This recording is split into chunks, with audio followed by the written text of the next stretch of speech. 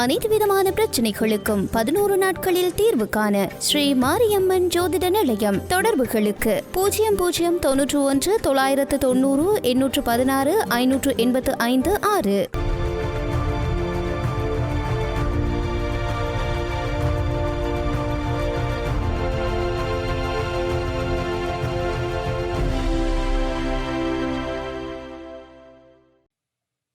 வணக்கம். இது ஐபிசி தமிழின் செய்தி வீச்சு. இன்றைய செய்தி வீச்சிலும் இலங்கை மற்றும் உலக நிலவரங்கள் காத்திருக்கின்றன. இலங்கை தீவில் ஸ்ரீலங்காவின் அரசு தலைவர் தேர்தல் களத்தில் வேட்புமனு தாக்கலுக்கு பின்னரான முதலாவது வார இறுதி நாட்கள் என்ற அடிப்படையில் வேட்பாளர்களின் அதகலமான தேர்தல் பொதுக்கூட்டங்கள் நேற்றும் இன்றும் இடம்பெற்றன. இலங்கை குடிமக்கள் விரும்பி கொண்டார்களோ இல்லையோ, அடுத்த மாதம் 18ஆம் தேதி நள்ளிரவு இந்த தேர்தலுக்குரிய பரப்புரைகள் முடிவடையும் நேரம் வரை வேட்பாளர்களின் தேர்தல் முழக்கங்களை அவர்கள் கேட்க வேண்டிய நிலையில் தான் உள்ளார்கள்.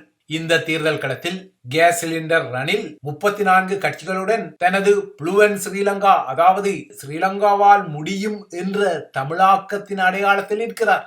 மறுபுறத்தே தமிழ் முற்போக்கு கூட்டணி, ஸ்ரீலங்கா முஸ்லிம் காங்கிரஸ், அகில இலங்கை மக்கள் காங்கிரஸ் உட்பட்ட 27 கட்சிகளின் அணியுடன் சஜித் பிரேமதாசா மரவுரி தரித்து நிற்கிறார்.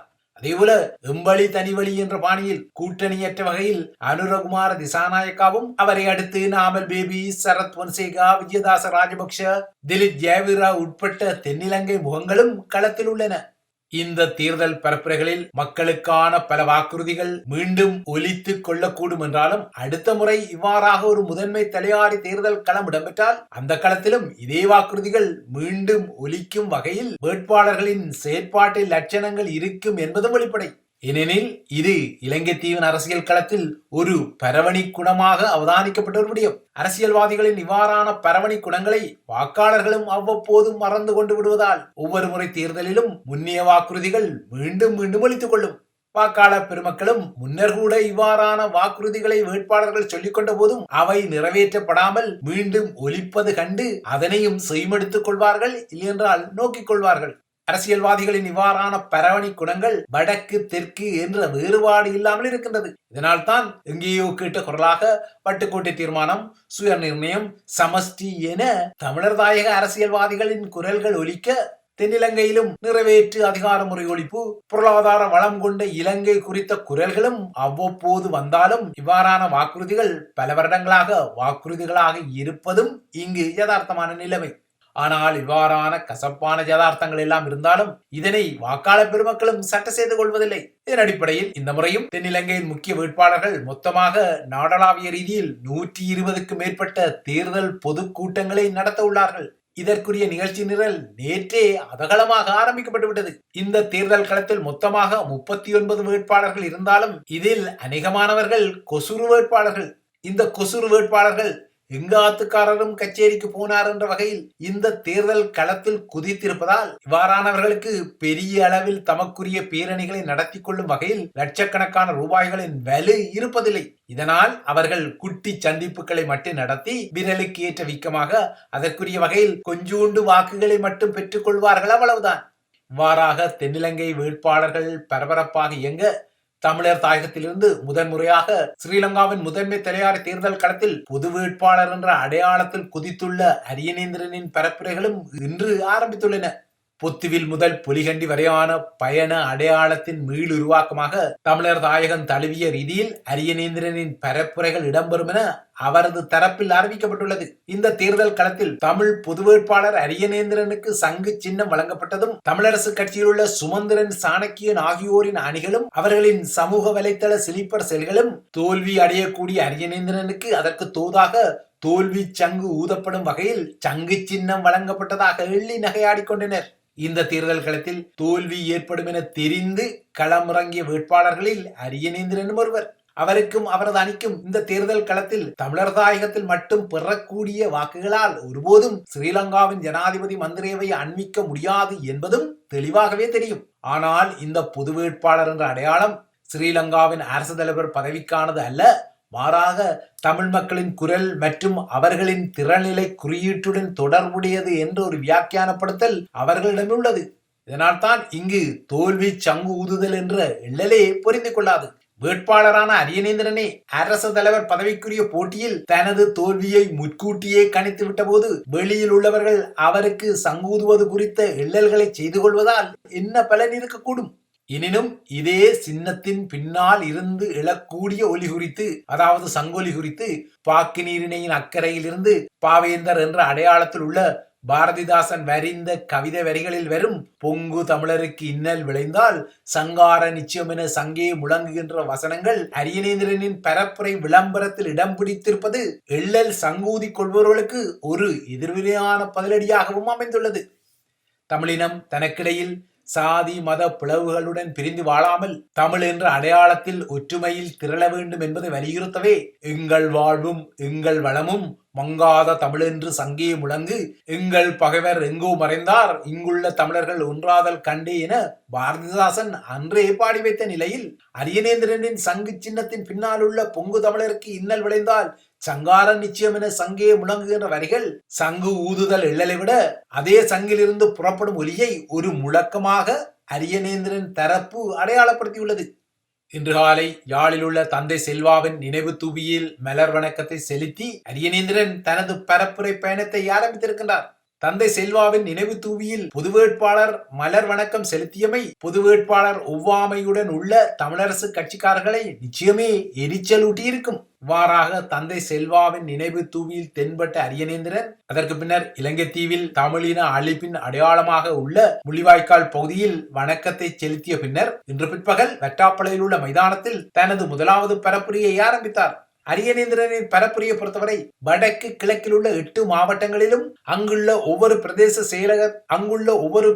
செயலக பிரிவுகளிலும் 2 கூட்டங்களை நடத்தி கொள்வது எனவும் இதற்கு அப்பால் மாவட்டத்திற்கு ஒரு பெரிய பொதுக்கூட்டத்தை நடத்தி கொள்வது என்ற திட்டமிடல்கள் உள்ளன. அதன்படி நாளை முதல் எதிர்வரும் 25ஆம் தேதி வரை யாழ்ப்பாணத்திலும், அதற்கு பின்னர் 26ஆம் தேதி முதல் 29ஆம் தேதி வரை கிளிநொச்சியிலும், 30ஆம் தேதி முதல் அடுத்த மாதம் 3ஆம் தேதி வரை முல்லைத்தீவிலும், செப்டம்பர் 4 முதல் 6 வரை மன்னாரிலும், செப்டம்பர் 7 முதல் 9 வரை வவுனியாவிலும், செப்டம்பர் 10 முதல் 12ஆம் தேதி வரை திருமலையிலும், செப்டம்பர் 13, 14 ஆகிய நாட்களில் அம்பாறையிலும், இறுதியாக செப்டம்பர் 15, 19 ஆகிய நாட்களில் மட்டக்களப்பிலும் இந்த கூட்டங்கள் நடத்தப்பட உள்ளன. ஆனால் தமிழர் தரப்பு பொது வேட்பாளரான அரியநேந்திரனின் பரப்புரை நிகழ்ச்சி நிரல் இடம்பெறும் அதே சமகாலத்தில் தென்னிலங்கை வேட்பாளர்கள் வடக்கு கிழக்கு பகுதியை நோக்கி நகர்த்த முனையும் நகர்வுகளுக்கும் அதனை மையப்படுத்திய இரசாயன மாற்றங்களுக்கும் நிச்சயமாகவே இடம் இருக்கக்கூடும்.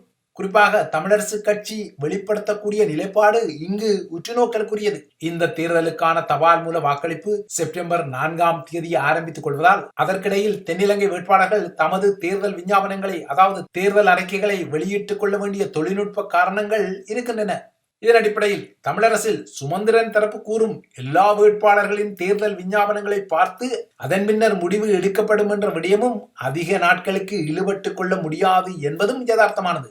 ஆனால் என்னதான் எல்லா வேட்பாளர்களின் தேர்தல் விஞ்ஞாபனங்களை பார்த்து அதன் பின்னர் தமிழரசு கட்சியின் முடிவு அறிவிக்கப்படும் என சும்மா ஒரு சாட்டுக்கு சுமந்திரன் அணி சொல்லிக் கொண்டாலும் சஜித் பிரேமதாசாவுக்கு ஆதரவை வழங்கிக் கொள்வது என்ற ஒரு முடிவை எடுத்த பின்னர் தான் இந்த பூச்சுற்றும் வேலையை சுமு அணி செய்வதான விமர்சனங்களும் இல்லாமல் இல்லை.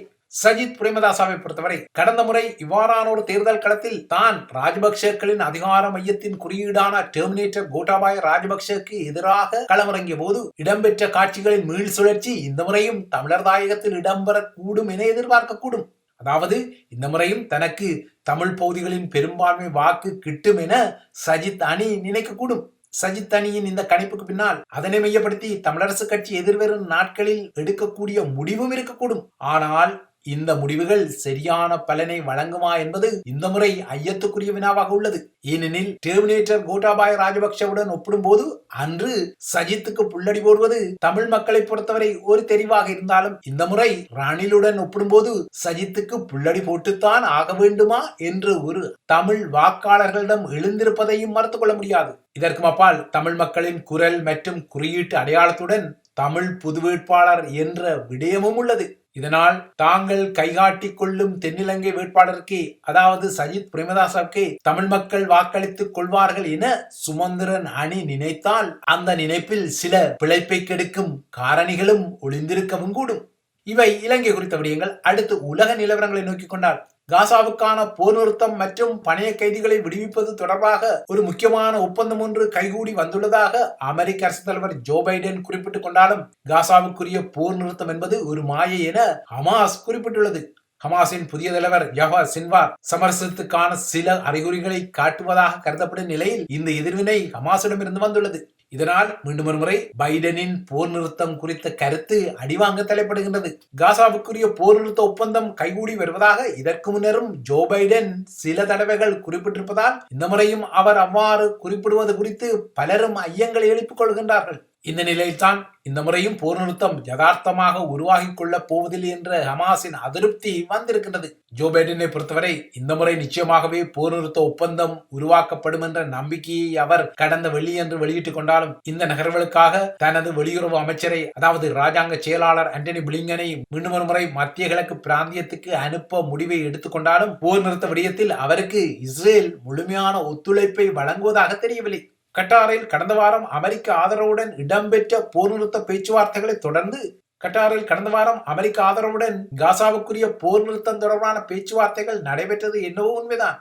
இந்த பேச்சுவார்த்தைகளில் முன்னேற்றம் ஏற்பட்டதாகவும் இதனால் தான் காசாவுக்குரிய போர் நிறுத்தத்தை உருவாக்கிக் கொள்வது என்ற விடயம் முன்னர் எப்போதையும் இருந்ததை விட தற்போது ஒரு சாதகமான நிலையை எட்டிவிட்டதாகவும் பைடன் குறிப்பிட்டார். எனினும் பைடன் இந்த கருத்தில் இஸ்ரேலிய பிரதமர் பெஞ்சமின் நெத்தன்யாகு பெரிதும் உடன்பட்டுக் கொள்ளவில்லை என்பதை அவரது தரப்பு எதிர்வினைகளும் வெளிப்படுத்தியுள்ளன. பைடன் போர் நிறுத்தம் குறித்து பேசிக்கொண்டாலும் இஸ்ரேலின் தாக்குதல்கள் தொடர்கின்றன.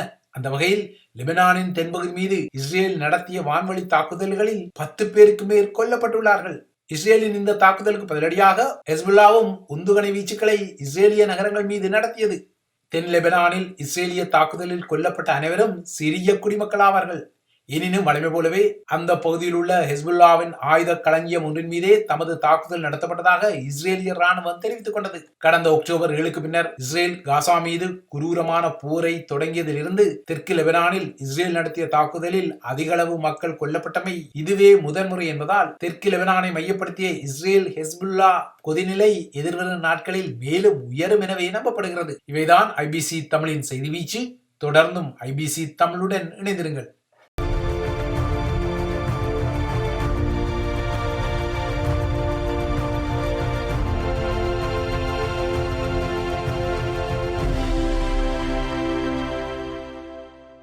அனைத்து விதமான பிரச்சனைகளுக்கும் 11 நாட்களில் தீர்வு காண ஸ்ரீ மாரியம்மன் ஜோதிட நிலையம். தொடர்புகளுக்கு 0091 990 816 585 6.